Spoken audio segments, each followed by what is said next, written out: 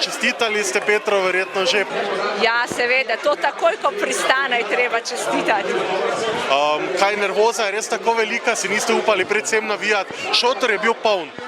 Ja, jaz doma poslušam, kakšen krasen odziv je tukaj šotora.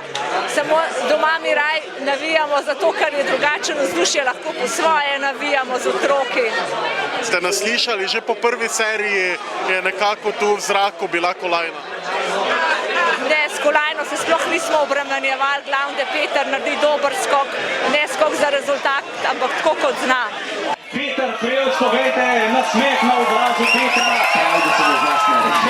Ja, miren obraz je zadrževal ves čas, Kamil Stok pa je olimpijski prvak.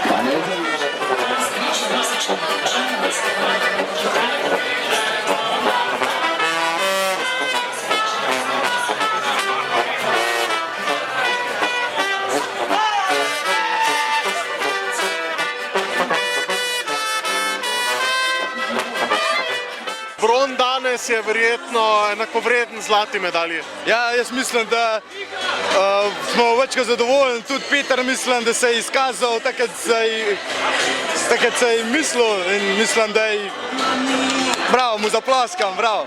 Veselje v Petrovi domači vasi je nepopisno, ne glede na to, kakšna je medalja. Veselje je tudi že to, da je Peter naš na olimpijskih igrah.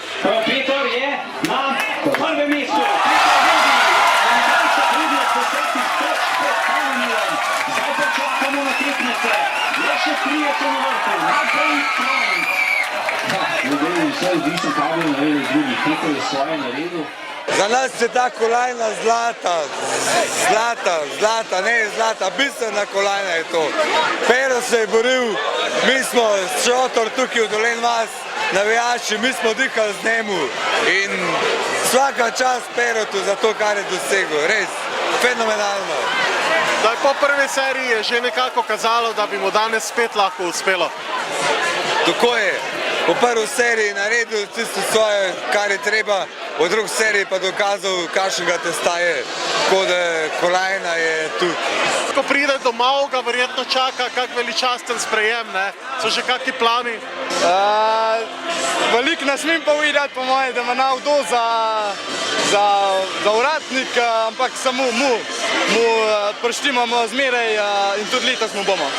Peretu bomo seveda naredili veliki sprejem, to, kar se zasluži. Tak športnik, take klase se zasluži sprejem, tak, kot se ga bo tudi dobil. Kaj sporočate Petru, zdaj ena preizkušnja še čaka naše orle? Peter, odličen si bil že do zdaj, kar bo, vse dajmo od sebe, pa je to. Ste kaj trepetali ob spreminjajočih se vremenskih razmerah? Ja, smo, ampak moram povedati, da Pero je navajen v takih vremenskih razmerah skakati.